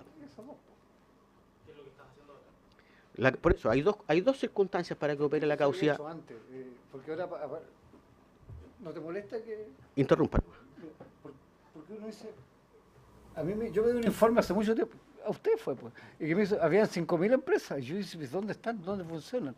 Y era porque no sabía yo esto en el fondo. Pues estaban autorizadas y nunca se instalaron. ¿Cuántas son realmente las que están...? Las que dejamos bien. ¿Cuántas quedan? En ley Navarino, en general, no te pido detalles. lo vamos a mostrar. Está en la presentación. Ahora, Y yo quiero señalar que cuando se habla de caducidad de pleno derecho significa que los beneficios se extinguen. Y se extinguen por dos circunstancias, por no concretar el inicio de actividad. Y ojo, la ley dice no concretar. Nos basta con la mera, no basta la mera declaración de inicio de actividad ante impuesto interno. Hay que concretar materialmente las operaciones que están prometidas en el proyecto por el cual postuló. Mantener regular movimiento. O sea, si me dijo que iba a hacer una planta de 5.000 metros cuadrados, Claro. tiene que hacerla. Si no está hecha, aunque tenga 4.990 metros cuadrados, no ha concretado el inicio. Claro. ¿Ok? Y el segundo punto es que las empresas además no pueden discontinuar sus actividades. Si las discontinúan por más de un año, en cualquier tiempo, también caducan los beneficios. O sea, ¿pueden venderse este contrato? O sea, lo que la empresa se ¿Es puede... sujeto a transferencia, digamos? No, el contrato no. La única forma que el La contrato... empresa sí. Sí, pues si uno compra la empresa y compra todos los bienes de la empresa, eso incluye el RUT, incluye también su libro FUD, su patrimonio, y dentro de eso está también todos los contratos que mantenga, este también. Ahora, las personas naturales pueden heredarle a su causaviente en caso de fallecimiento, eso sí. ¿Ah? Pueden heredar su parte en el... Claro, esto es heredable en el fondo, pero las personas jurídicas no mueren, pues se extinguen en realidad. Claro. Ahora, al margen del sistema de franquicias que existe para las empresas, que solamente el intendente las entrega, hay otro sistema de franquicias que es para el territorio, que el intendente no lo entrega, es de pleno derecho. ¿Ah? Y ese sistema de franquicias, por ejemplo, es que en ese territorio preferente, es decir, al sur del Estrecho de Magallanes, un comprador que sea domiciliado o residente, cualquier naturaleza, que adquiera de un vendedor también domiciliado o residente de ese territorio, bienes o servicios, esa operación está exenta de IVA. Por ejemplo, la luz, el agua, el gas. Eso está exento de IVA ya. ¿Ya? Otro beneficio es que los bienes raíces que están... Sí. Al sur del Estrecho Magallanes, ¿de cuál ribera? ¿O del medio? No, es que hay un límite que está efectivamente determinado en la ley. El Sí, tema de los que están trabajando en el mar, digamos. sí. ¿Ah? No, pero no obstante los barcos de factoría no estén incluidos, sí pudiesen los productos pesqueros, por ejemplo, Lo que hacen computarse, o las algas, por ejemplo, computarse como insumo de la zona. Porque la- Hay una la- delimitación, hay un mapa que está muy bien delimitado y que lo tiene, Está delimitado la línea media, me imagino. está delimitado en el artículo 1 de la ley y que lo tienen muy claro todos los servicios, incluyendo la Directemar. Bueno, los bienes raíces que están situados en este territorio especial están exentos al pago de contribuciones también. Y por otro lado, una persona natural puede también comprar para su uso o consumo mercancías desde el extranjero, importar por lo tanto mercancías del extranjero, o comprar mercancía nacional o nacionalizada de zona franca sin pagar IVA y sin pagar arancel. ¿Ya? Y también es aplicable esto para personas jurídicas y para personas naturales cuando estén trabajando en la construcción de vivienda. O sea, todos los materiales para la construcción de vivienda o todos los materiales, maquinaria, para la prestación de servicios de salud también. E inclusive todas las inversiones del sector público también. Usted también está sorprendido, diputado Morano, ¿cierto? Porque esto no se ocupa. No se ocupa. Pero los municipios están exentos de IVA. Y no lo ocupan. No lo ocupan. No, pero es que esto, perdonando la expresión, mata, no requiere zona franca Exactamente. para importar bienes sin IVA Claro. y sin derecho. La gente descansa en la zona franca Y teniendo...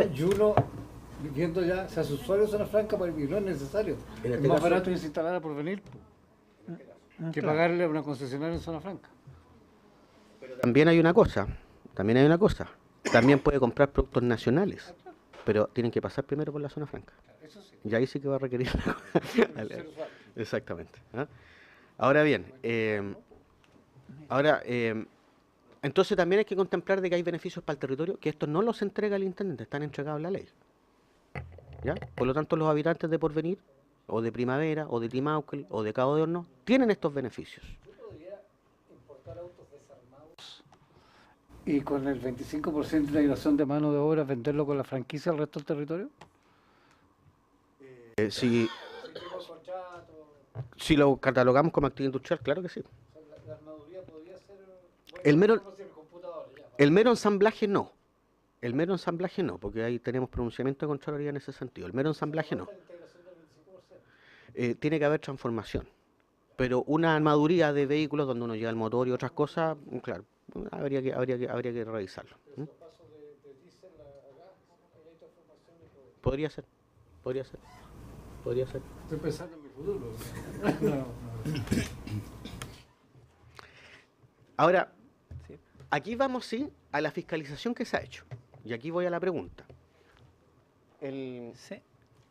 El intendente, efectivamente, es quien está a cargo de este contrato. Es la contraparte de quien defiende los intereses del fisco.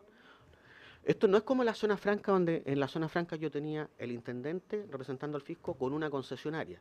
Claro. Aquí la relación es el intendente con cada uno de los beneficiarios de la ley Navarino. ¿Ya?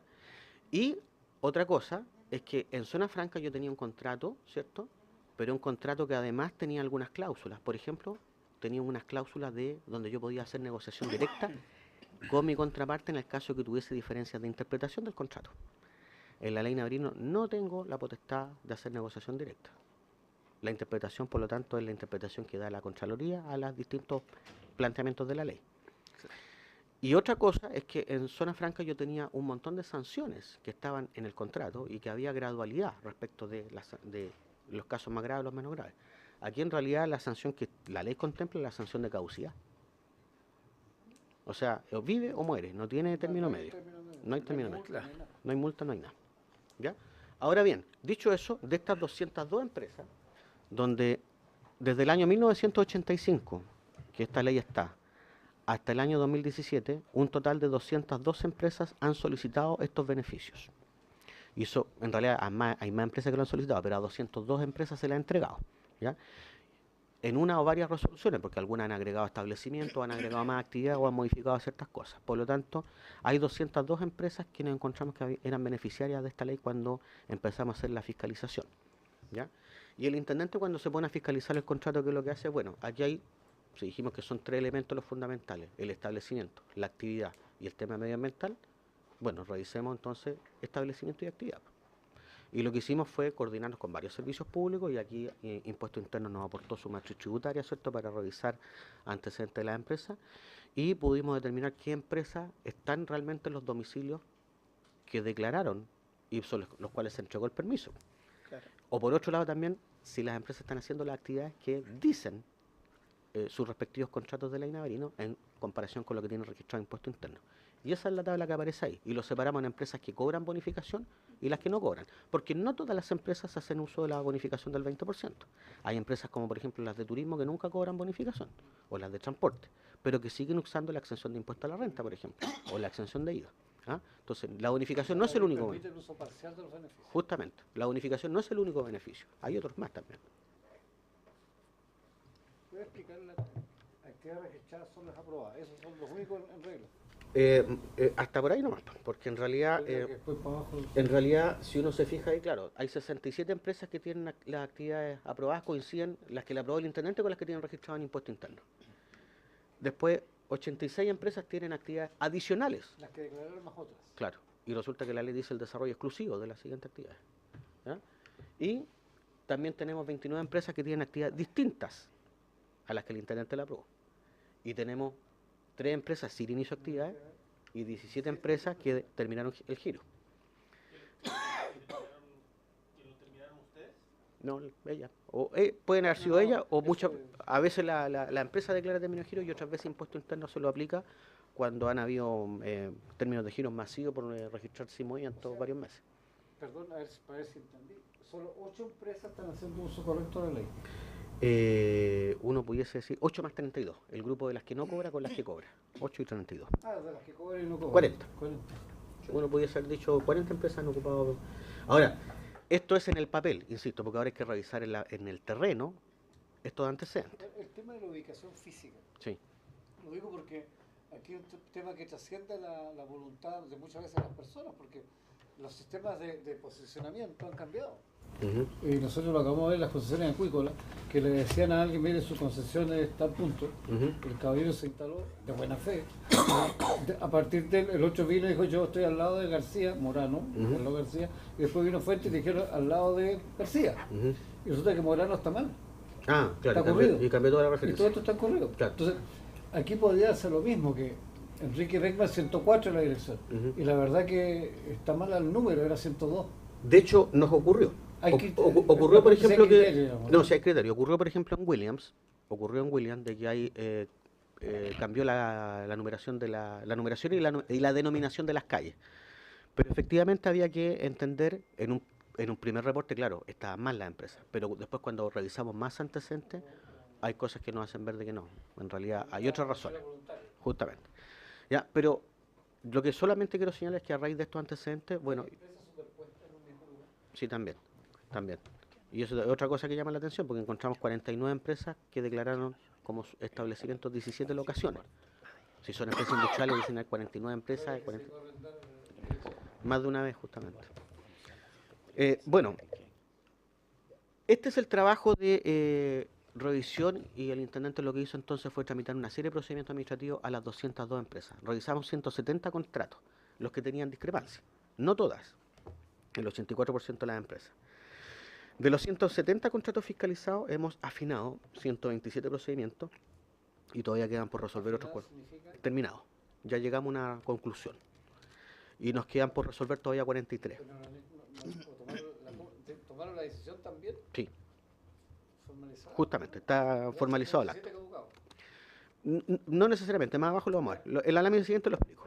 Sí. De los 127 afinados, se han caducado 120. ¿Ya? Hay otros 3 donde nosotros desestimamos los cargos, porque nosotros lo habíamos acusado de o no concretar el inicio de actividad o discontinuar la actividad, y no, después se aclaró de que efectivamente tenían movimiento y por diversas circunstancias se aclararon.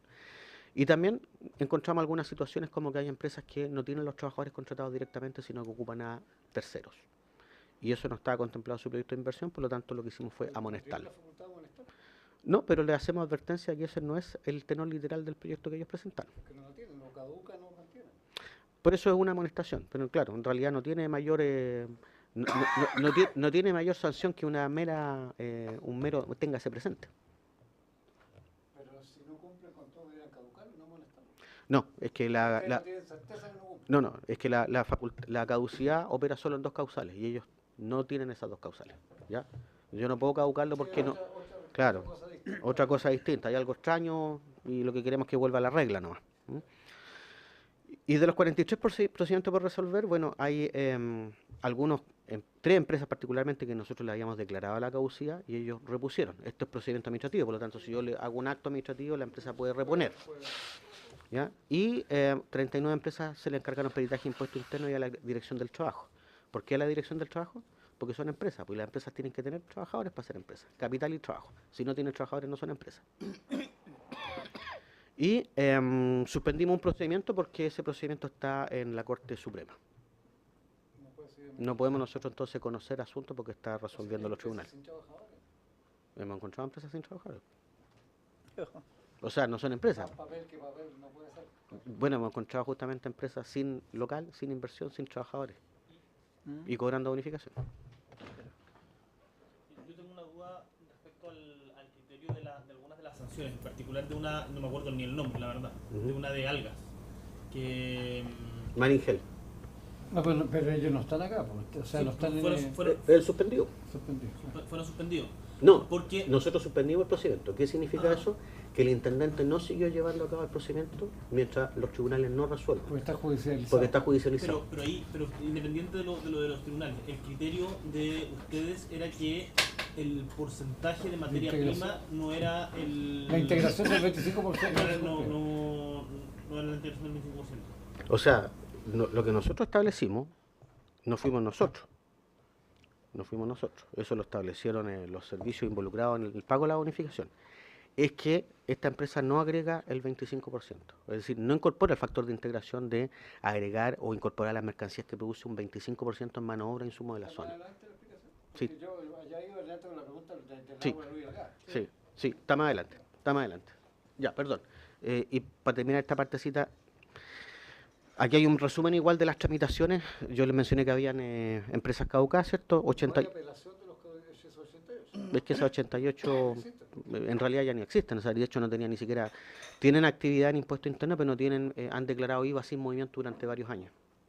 ¿Ya? Bueno, 32 empresas con declaración de caducidad, ¿cierto? Repusieron 3 empresas como había mencionado. Hay un tema de una advertencia por el domicilio a un contrato, que tenemos que aclarar todavía. Desestimamos los cargos en el caso de 2 contratos y por resolver 4 procedimientos. También hicimos un proceso de revisión a 29 empresas por el tema de la patente municipal. O sea, si son actividad industrial, deben tener patente municipal. Y lo que nos reportaron los municipios es que esas empresas no existían, por lo tanto las revisamos. Y esas están todavía pendientes de que lleguen los peritajes de impuesto interno y la dirección del trabajo. También revisamos a las empresas constructoras. ¿Por qué las constructoras? Porque las actividades favorecidas son 5. Y no está la construcción. ¿Y cómo es que las empresas constructoras tienen la franquicia? ¿Y cómo porque se la dio porque las empresas se reputaron que prestaban servicios industriales a empresas que ya estaban instaladas en la ley Navarino. Y eso se permite, porque se puede construir la planta de una empresa acogida a la ley Navarino con la franquicia de la ley Navarino, pero solo eso. El resto de las construcciones no. ¿Y la prestación de servicio? La prestación de servicio, claro, si estoy prestándole servicio a una empresa industrial acogida a la ley Navarino, podría. La constructora puede acogerse Podría, a claro, esa actividad. justamente, pero solamente en ese caso. No tiene para todas las construcciones que realiza. Y por lo tanto también estamos revisando lo mismo, porque también nos encontramos con constructoras que construían carreteras, hospitales, viviendas y todo con la Navarino. Claro. Ahora, esto no supone en sí un problema tributario o aduanero, porque no nos olvidemos que también el territorio contempla un sistema de franquicias. ¿Ya? Lo que pasa es que hay que ordenar en el fondo qué cosas se pueden ocupar con la franquicia entregada por el intendente y qué otras cosas hay que usarla con la franquicia que la ley determina por sí. Pero en el fondo es para ordenar. ¿Ya? Y hay 8 empresas que se le iniciaron el procedimiento por consultas efectuadas por la Tesorería General de la República. La Tesorería, cuando estaba pagando bonificaciones, alertó situaciones extrañas y en el fondo esto fue lo que inició toda la polémica. Ajá. Ahora bien, una gráfica acá, nosotros hemos fiscalizado el 84% de las empresas y de ese porcentaje de empresas fiscalizadas, en realidad el 71% ha terminado en una declaración de caducidad. 15. Ya. 15 minutos. Y para llegar a la polémica, las empresas se han quejado de este ordinario del intendente y dicen que el intendente regional aquí entregó un ordinario que es el número 282 donde coloca el concepto de los insumos de la zona exigidos para los beneficiarios del régimen de la ley Navarino. ¿Ya? Pero si ustedes se fijan en los antecedentes, están citados una serie de dictámenes de la Contraloría. El intendente lo único que hace aquí es refrescar y recordar entonces los varios pronunciamientos de la entidad de control. Pero en ningún caso el intendente ha sacado una interpretación propia. Estas son interpretaciones de la Contraloría desde el año 88, 2008, 2003, 2013, etc. ¿Ya? Este dictamen es el que define entonces qué cosas son los insumos. Y la ley dice insumos incorporados a las mercancías que se producen, es decir, tienen que estar materialmente incorporados. Además tienen que ser de la zona, es decir, fabricados en la zona o naturales de la zona, no los meramente importados a las zonas para ser recomercializados en la zona. ¿Ya? ¿Y dónde está la polémica entonces? Tenemos el caso de la electricidad. Pues para nosotros la electricidad bajo esas características no es un insumo, es un servicio. Y la ley habla de insumos y mano de obra, no de servicios. Entonces no lo contempla. Justamente, como tampoco contempla el arrendamiento de las plantas o el flete o cualquier otro servicio. Si el contrato ley estableció en la oferta, o como se llama que hizo la empresa, como parte de... Es que ahí está, esa es la mera postulación de la empresa. No, espérate. Lo que pasa es que cuando se hace el contrato y se firma Ujú. y se aprueba, si está incluido allí en la electricidad ya, antes. No está incluido. Ya, eso es el tema.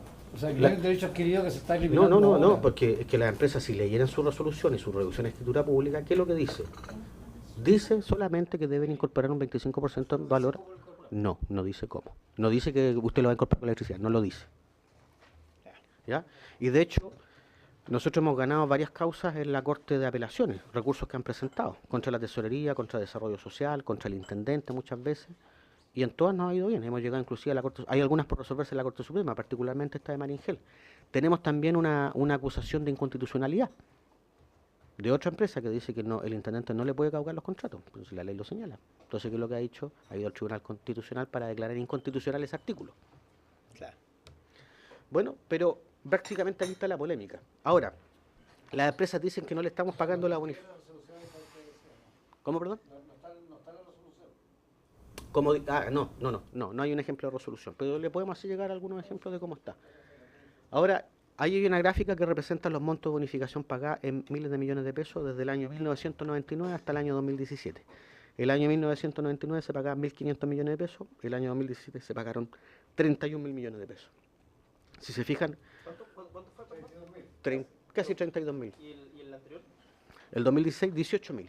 Casi 19.000. Aumentó mucho. Ahí, mira, al lado derecho está la... Y ahí se ve la gráfica cómo se dispara. Entonces, ¿cómo pueden decir que no le estamos pagando bonificación si estamos pagando casi el doble de lo que se pagó el año anterior? Sí, ellos hicieron aquí una información que incluso creo que está en el documento que se mandó. La consulta si había una empresa que se llamaba... Neutral. Claro, si ellos estaban al día. Yo hice la información, no sé si quiere aclarar el cerebro, yo pregunté. O sea, yo tengo la información. Ahí está la explicación, pues Neutral no forma parte de la asociación gremial. Claro. Y es la que cobra el 63%, pero es una de las empresas más grandes. No, pero la pregunta es si ellos tienen pagos pendientes. ¿Y si los Sí, sí los tienen. Todas las empresas tienen pagos que han sido suspendidos, porque, y después voy a explicar por qué, pero no hay un tratamiento especial para ninguna empresa. directamente de tesorería, quiero saber entonces, ¿tiene el mismo promedio de atraso, entre comillas, que las demás? Tal vez, o sea, es que no es el mismo promedio de atraso. Hay empresas que es mucho más difícil encontrar los papeles. Porque no hay el procedimiento es un estándar, y el estándar es que la empresa tiene que acreditar que la mercancía es de la zona, que agregó el 25%, etc. Algunas empresas se demoran más o menos en entregar esa información, o los servicios también. Superan la media porque como son tan grandes, Ujú. los servicios no tienen la capacidad de, porque tienen que revisar, certificar todos los embarques, no uno. También No puede ser. mostrar. Sí, no, es por cada pago. No, yo no. fui a 2 servicios a preguntar, porque dije, yo quiero saber si lo que me están diciendo es verdad o no. No, y es por me cada pago. encontré que el servicio de pesca, por ejemplo, la empresa que tiene más demora, no, Mm, porque son muchos y ellos Son son muchos. pocos fiscalizadores, no tienen la capacidad de... Justamente. Ahora bien, ese es el artículo. ¿Vas a dejar la presentación? Sí, la voy a dejar. ¿A dónde vuelvo? Lo que quería saber que la segunda es turismo antártica. ¿Sí? Ah. Antártico 21. Que bien, que bueno. No. ¿Qué hace el, Que dijeron que no hubo nada. pero si hace el ¿Eso retorno? de cuándo es? Esto es el año 2017. Ya, pero no, la historia por atrás no está. No. De cada una tenemos la historia de cada empresa. No lo quise poner porque era una gráfica muy pesada. Ahí está, este es el monto global, pero tenemos el monto para cada empresa. Se los podemos hacer llegar también. Y esa información es... Ahora, ahí está textualmente lo que dice el artículo 10, donde está establecido el pago de la bonificación, y es lo que reclaman respecto a tesorería. Y ahí dice que el Estado de Chile va a pagar la bonificación del 20%, ¿cierto? Pero el inciso segundo dice que se faculta al tesorero para que pague la bonificación una vez cumplida la obligación del impuesto al valor agregado, que se haya acompañado de la declaración jurada ante notario, en el sentido que las mercancías sobre las cuales se solicita han cumplido con la exigencia de integración, ¿ya? Este famoso 25%. Y dice que el servicio de tesorería pagará este beneficio en el plazo de 5 días. No, pues, ni Palena tampoco. ¿Ya? Que no sea parte de la zona de extensión de la zona franca de Punta Arenas. Justamente. ¿Son Bueno, parte de la zona de extensión? Hasta ahora. por eso, las ventas que se hacen a Cuyay, que desde Tierra del Fuego, no son susceptibles de bonificación. Sin embargo, hemos tenido presentaciones de facturas a cobrar. Po. Claro. Entonces, hay que revisar antecedentes. Parece Po. que hay que entender la parte de la zona de extensión. Claro. Ahora, ¿qué dice ahí? ¿Qué dice ahí? El servicio de tesorería pagará este beneficio en el plazo de 5 días. Y por eso que la empresa aquí reclama, ¿cierto? Sí, pero una vez que esté la solicitud y además que se acredite el cumplimiento de las obligaciones. ¿Cuál es el cumplimiento de las obligaciones? Pagar el IVA, demostrar que la mercancía la produjo en la zona, que llegó a otra zona del país que no es la zona de extensión de la zona franca de Punta Arenas y que además incorporó el 25%. Entonces, si las empresas acreditaran todo eso, impecable, se les pagaría desde ese momento, pero lo que tiene que hacer la tesorería es ella empezar a hacer oficios a los diversos servicios públicos y por lo tanto lo que hace es suspende los pagos y el plazo no corre, el plazo está suspendido. Una de las representantes de la industria que vinieron señaló que la dificultad está que aquí se está haciendo una evaluación previa, una verificación previa, Sí. y que de acuerdo, según la opinión experta de No, ellos, están era equivocados. ex post. No, están absolutamente equivocados están ellos, porque Porque aquí, era una declaración jurada ante notario. bueno, si la declaración de lo que está diciendo es falso, también tenemos un perjurio ahí. Pero hay una cosa, ahí dice que el tesorero puede pagar y le facultan al tesorero pagar, pero ojo, una vez cumplidas las demás obligaciones. No le dan la facultad al tesorero para que pague ex antes, tiene que pagar ex post. El tesorero no puede optar, y esto está en la ley. No podemos pagar ex antes. Esa posibilidad no existe. Y lo que ellos vienen por eso ellos vienen a proponer aquí una modificación a sus contratos y a la ley. Ellos son los que quieren modificar el contrato, no nosotros. Nosotros estamos aplicando el contrato. Entonces el tesorero tiene que pagar después. La declaración jurada es solo la integración. Sí. Bien. Ahora, esta ley hay que verla en consonancia con el resto de la legislación. Y el artículo 13 de la ley 19.041 al tesorero le faculta a pagar los egresos no tributarios. ¿Qué son los egresos no tributarios? Todos los que sean bonificaciones, subsidios, cosas por el estilo, que no tengan que ver con impuestos. Los egresos tributarios son las devoluciones de impuestos. Los no tributarios son bonificaciones y cosas por el estilo, entre los cuales está la bonificación a la ley Navarino. ¿Y qué puede hacer el tesorero? Él puede pagar, pero el segundo párrafo dice, en el ejercicio de esta potestad, el servicio de tesorería podrá solicitar el respaldo de la documentación original que justifique las operaciones, requerir información al organismo que estime pertinente, verificar domicilios del destinatario del egreso y cualquier otra acción que asegure el correcto cumplimiento del egreso en resguardo del interés fiscal. En especial, suspender, que es lo que se ha hecho, o rechazar, que es lo que también se ha hecho, el pago respectivo cuando los antecedentes lo ameriten. Y los antecedentes ameritan suspender los pagos, si no tenemos certeza que agregan el 25%. ¿Cuánto queda de la exposición? Ahí terminamos. Está listo. Está listo. Estamos bien en el horario. Perfecto. La fuiste haciendo en el camino. ¿Gabriel? Lo que sí me interesaría poder tener la presentación que quede, y en segundo lugar la bonificación, no sé, en los últimos 4 años posible. Del año 99 las tenemos. Por estadística, porque la verdad que yo por lo menos, y también Gabriel, que somos los que estamos en la zona, actuamos de buena fe, pues si la empresa viene y nos dice, nosotros trasladamos, porque no tenemos los antecedentes suficientes. Claro. Pero a mí me sorprendió algunos temas de la exposición por lo que acabo de preguntar, por ejemplo, la evaluación ex ante y ex post. Entonces, aquí queda claro que es ex post.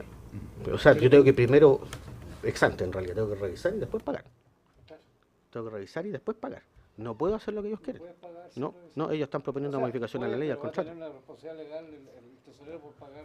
Justamente. Más allá de esos 8. Y otra cosa que también ellos, al margen de los temas económicos y estadísticos extranjeros, que yo, lo único que quiero decir es que si la gente trabaja en esto, vive de un sueldo los 12 meses del año, no 10 meses en el año. Y aquí se hizo un cálculo de sueldos promedio que no son la realidad. Porque si ajusta 10 meses, bueno, y los otros 2 meses la gente en qué vive. Si igual tiene que pagar arriendo, igual tiene que comer, igual tiene que ir al médico y un montón de cosas. Entonces,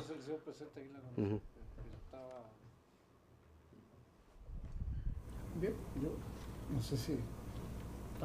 Eso es.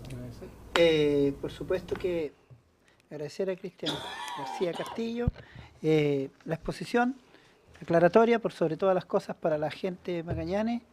Sí, diputado Morán. No me tocó, pero sí, a mí cuando pedimos esto, yo quisiera dejar por levantada la necesidad que el intendente venga a exponer. Ah, correcto. Dado que ya, ¿qué más va a decir? Digamos?